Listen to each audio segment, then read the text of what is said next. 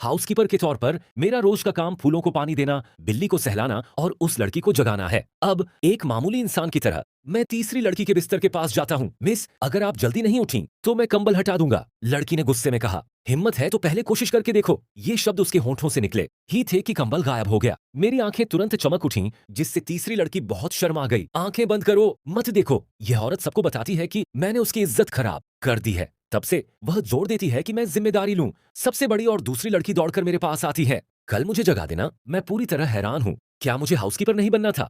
वे सब मुझे अपना पति क्यों बनाना चाहती हैं? 3 दिन पहले, बेटा तुम माँ के लिए काम क्यों नहीं करते, भले ही एक मामूली इंसान बनकर ही क्यों ना हो। मैं गुस्से में हंस पड़ा। मेरे पास फाइनेंस और लॉ में डबल मास्टर डिग्री है और आप चाहते हैं कि मैं एक ठीक ठाक इंसान बनूं? ये तो मजाकिया है। महीने की सैलरी कैसे? अभी भी 20,000 युआन से ज्यादा कमाने हैं। मुझे जाना होगा। सिर्फ एक कुत्ता ही नहीं जाएगा। फैमिली बिजनेस विरासत में मिलना तो आम बात है और इसलिए मैं एक अमीर परिवार में एक आम आदमी बन गया। विला की बालकनी पर खड़े होकर मैंने अपने पीछे शानदार सजावट पर नजर डाली और बाहर फैले हुए लॉन को देखा। मैं अपने बचपन के ज्योतिषी के बारे में सोचे बिना नहीं रह सका। यंग मैन, मैं देख रहा हूं कि तुम्हारी हड्डियां बहुत अच्छी हैं, जो अमीरी की एक नेचुरल निशानी है। तुम्हें पक्का लग्जरी कारों में घुमाया जाएगा। तुम स्वादिष्ट खाने खाओगे और एक टॉप टियर हवेली में रहोगे। वह ज्योतिषी मेरा मुकाबला नहीं कर सकता। बाद में मैडम से मिलने मेरे साथ चलो। स्मार्ट बनो, लकड़ी के खंभे की तरह मत बनो। आम आदमी होना अच्छा नहीं लगता, लेकिन बहुत से लोग इसके लिए जान दे देंगे। तुम्हें मन ही मन खुश होना चाहिए। मैंने अपनी छाती थपथपाई और वादा किया, चिंता मत करो मॉम, मैं पक्का अपना काम अच्छे से करूंगा और ऑन ऑर्गेनाइजेशन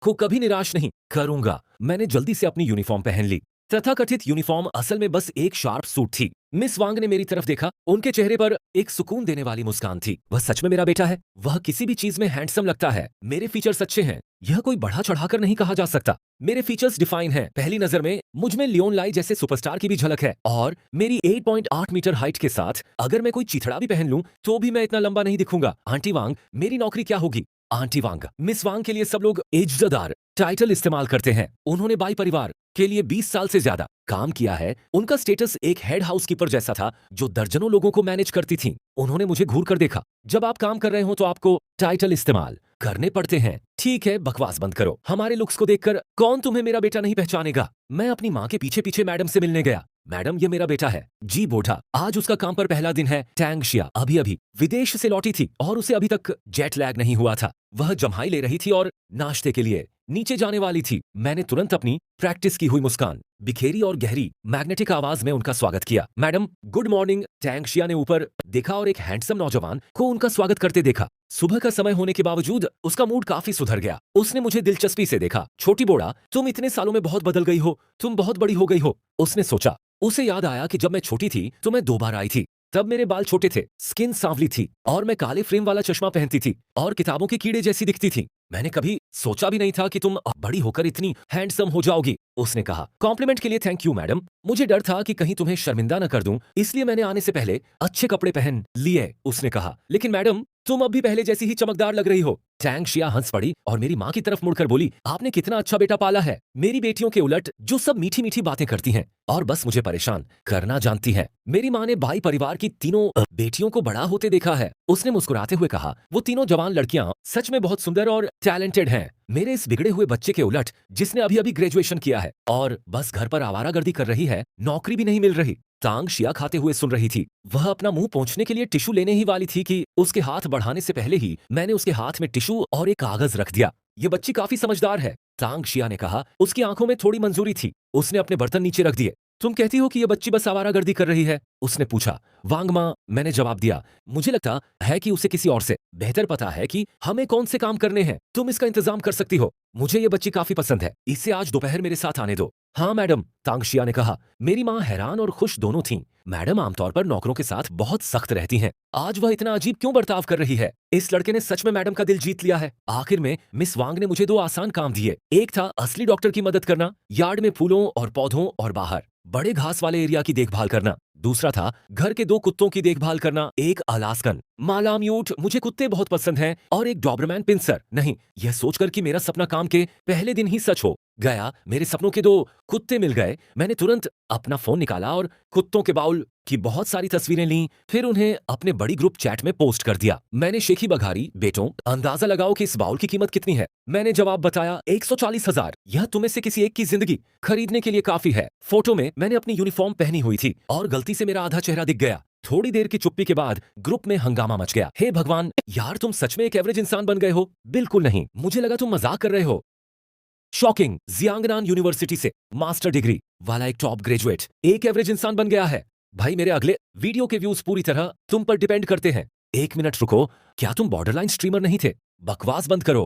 बेटा अगर तुम सच में नहीं कर सकते तो मेरे लिए काम करो। महीने की सैलरी लगभग 10,000 है, मेरा परिवार इसे अफोर्ड कर सकता है। आखिरी मैसेज लिन सिकोंग का था। उसका परिवार सच में बहुत अमीर है। इसने मुझे हंसाया भी और रुलाया भी। रेयर अर्थ माइंस, यह उतना बुरा नहीं है जितना तुम लोग बताते हो। मैंने शॉर्ट में अपनी सिचुएशन बताई और ग्रुप में फिर से हलचल मच गई। कितना? तुमने अभी क्या कहा कि महीने का कितना? 20,000, और इसमें बेनिफिट्स भी शामिल नहीं है। मैं तो बस पूरे दिन कुत्ते को घुमाता हूँ। मैं मानता हूँ कि मैं अभी थोड़ा जोर से बोल रहा था। क्या मैं पूछ सकता हूँ कि क्या भाई परिवार अभी भी हायरिंग कर रहा है? एक आदमी रोया। मैंने तुमसे पहले कभी भीख नहीं मांगी, लेकिन इस बार मैं तुमसे भीख मांग रही हूँ। अपनी नौकरी छोड़ो और काम पर वापस जाओ। हम साथ में आलसी रहने के लिए राजी हुए थे, लेकिन तुम बेऔलाद बेटे चुपके से किनारे चले गए। ग्रुप में रोते बिलखते लोगों को देखकर मैंने अपने कुत्ते के रोएदार सिर पर हाथ फेरा और खुशी से मुस्कुराई। अब मुझे बहुत अच्छा लग रहा है। छोटे बोड़ा तैयार हो जाओ, मैडम बाहर जा रही हैं। मैंने तुरंत अपना फोन रख दिया। समझ गया, दोपहर का काम मत भूलना। क्या तुम गाड़ी चला सकते हो? भाई परिवार के दोनों ड्राइवर आज यहाँ नहीं हैं। तांग शिया खुद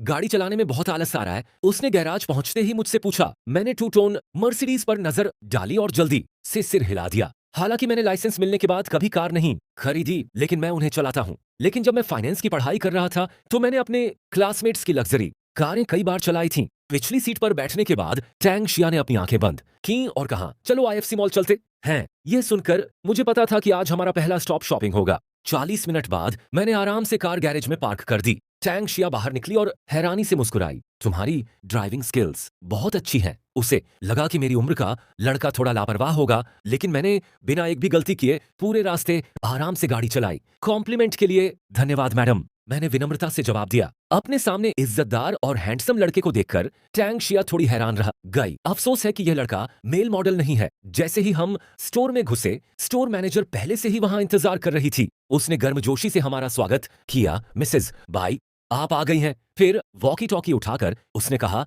मिसेज बाई आ गई हैं। स्टोर मैनेजर हमें अंदर ले गया और बोला, मिसेज बाई प्लीज इसी तरफ आइए, लेटेस्ट आइटम पिकअप करने के लिए भेज दिए गए हैं। आपके लिए दोपहर की चाय भी तैयार है। पूरे समय टैंग शिया चुपचाप वीआईपी सोफे पर बैठी हर नए आइटम को आते हुए देखती रही। उसे बस थोड़ा सा गुस्सा आया और वह आदमी तुरंत समझ गया और अगले आइटम पर चला गया। मैं उसके पीछे बॉडीगार्ड की तरह हाथ क्रॉस करके खड़ा रहा। टैंग शिया यह सुनकर मुस्कुराई। मैं वहां लैंप पोस्ट की तरह खड़ी हूँ। अपने लिए कुछ ताजी चाय छोड़ दो। अगर तुम्हें कुछ पसंद आए तो बस कह देना। इसे एक छोटा सा गिफ्ट समझो। टैंग शिया का रवैया किसी बुजुर्ग जैसा था। मैं हंसा और अब शर्म महसूस न करते हुए उसके खाने के लिए कुछ कपड़े लेने जाने का फायदा उठाया और बिना किसी झिझक के कुछ चाय नाश्ते ट्राई करने के लिए उठा लिए। थोड़ी देर चखने के बाद भी मुझे कुछ समझ नहीं आया, इसलिए मैंने बस एक फोटो ली और उसे वीचैट मोमेंट्स पर पोस्ट कर दिया। सच कहूं तो टेस्ट बस एवरेज था। जल्द ही वीचैट मोमेंट्स पर पोस्ट लाल डॉट्स दिखे। आराम से, बस ठीक ठाक। अमीर परिवार में आने के बाद टोन भी बदल जाती है। क्या तुम अब अच्छा खा रहे हो? मुझे थोड़ी जगह दो। रोते हुए इसके तुरंत बाद मिस वांग के मैसेज की बौछार हो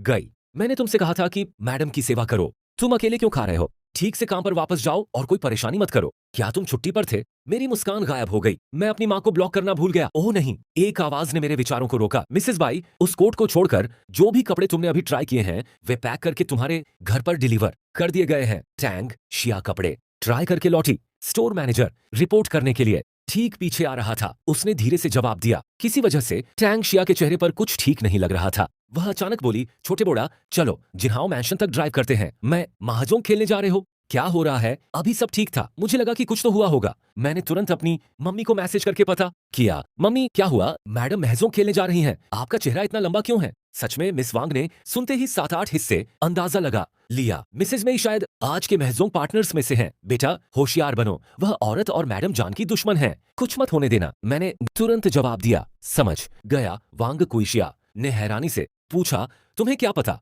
नहीं, उसने जोर देकर कहा, मुझे बुरा लग रहा है। मैं जिन्हाओ मैंशन गया जो एक हाई एंड प्राइवेट क्लब था। जैसे ही मैं प्राइवेट रूम में पहुंचा मुझे अंदर से कई लोगों की हंसी की आवाजें सुनाई दी। 3 गहने पहनी अमीर औरतें मजे से बातें कर रही थीं। उनमें से एक सुनहरे बालों वाली घुंघराले बालों वाली औरत ने सबसे पहले देखा। उसने मजाक में कहा, शिया तुम इतनी देर से क्यों आई हो? हम कब से तुम्हारा इंतजार कर रहे हैं। क्या ट्रैफिक था? मैंने तुमसे कहा था कि एक अच्छी कार लाओ। यह पुराना मॉडल अच्छा नहीं है। मैं अंदाजा लगा रहा था कि मिसेस मेई कौन है, लेकिन अब इस औरत की बातों से आज का टारगेट तुरंत साफ हो गया। टैंग, शिया ने मजाक में जवाब दिया, मुझे देर हो गई क्योंकि मैं 2 कपड़े खरीदने गया था। लेकिन तुम लियांगक सिन, तुम अपने मेकअप को लेकर इतनी कंजूसी क्यों कर रही हो? मैंने देखा तुम्हारा मेकअप जम गया है। मेई लियांगक सिन की मुस्कान गायब हो गई। क्या यह उसे बदसूरत कहने का एक अलग तरीका नहीं था? बाकी दोनों ने जल्दी से बात को शांत करने की कोशिश की। ओह डियर, तुम दोनों मिलते ही झगड़ने लगते हो। चलो शुरू करते हैं, टाइम बर्बाद मत करो। टैंगशिया या ने मुझे बाय कहा। छोटी बोड़ा, उसने कहा, बस आस पड़ोस में घूमो, जाओ अकेले मजे करो, जो मन करे खाओ, बस ज्यादा दूर मत जाना।